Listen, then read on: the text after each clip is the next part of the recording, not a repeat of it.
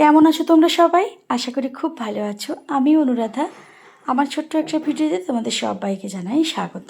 গতকাল কি রান্না করলাম তোমাদের সঙ্গে আজকে সেই লাঞ্চ মেনুটাই শেয়ার করব। অনেকদিন পর বাজার থেকে একটু শাক এসছে, আর পাশের বাড়ির মাইমার কাছ থেকে একটু চালতা এসছে, আর বাজার থেকে চিংড়ি মাছ এসছে, আর ঝিঙাও এসছে।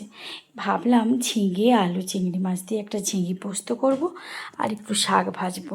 ঝিঙে আলু চিংড়ি মাছের পোস্ত যে হয় ওটা আমার বেশ প্রিয়। ওটা হলে আর কিছু লাগে না। আর এই সময় তো হচ্ছে সেরা সব থেকে চালতা, তাই চালতা আর চিংড়ি মাছ দিয়ে একটু টকটক করলাম।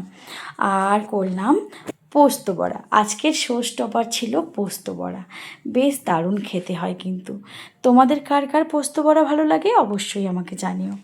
তো এখানে দেখো যেরকম ঝোলের মশলা কষা হয় ওই রকম পোস্তর মশলাটা কষতে বসিয়ে দিয়েছি। তার আগে কিন্তু আলাদা করে আলু আর ঝিঙে আমি ভেজে রেখে দিয়েছি। এখানে চিংড়ি মাছও আমার ভাজা হয়ে আছে। এবার মশলা কষা হয়ে গেলে পোস্ত দিয়ে সেটা একটু কষিয়ে ভেজে রাখা আলু আর ঝিঙা দিয়ে দেবো। তারপর চিংড়ি মাছগুলোও দিয়ে দেবো, দিয়ে কিছুটা জল দিয়ে ভালো করে ফুটিয়ে নেব। মিষ্টি দিতে ভুলো না যেন।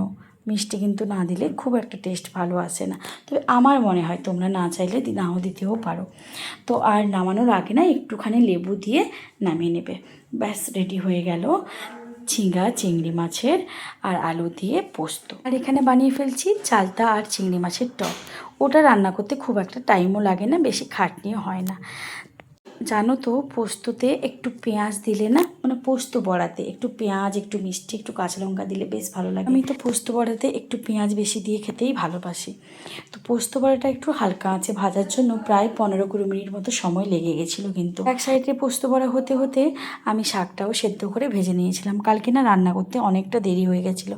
তোমাদের দাদাভাইয়ের জন্য ভাবলাম একটু ডিমের অমলেট করে দেবো, কারণ মাছের সেরকম তরকারি ছিল না। ডিমের অমলেট করতে না করতেই ও এসে বললো খেতে পারতে। তো বললাম ঠিক আছে একটু বসো, আমি খাবারটা বেড়ে দিচ্ছি। এই হচ্ছে আজকে আমাদের দুপুরের লাঞ্চ মেনু। তোমাদের কেমন লাগলো লাঞ্চ মেনুটা অবশ্যই জানিও। রান্না করার পরে যদি সঙ্গে সঙ্গে গরম গরম ভাত খাওয়া যায় না, সে খাবারটা কিন্তু খুব ভালো লাগে।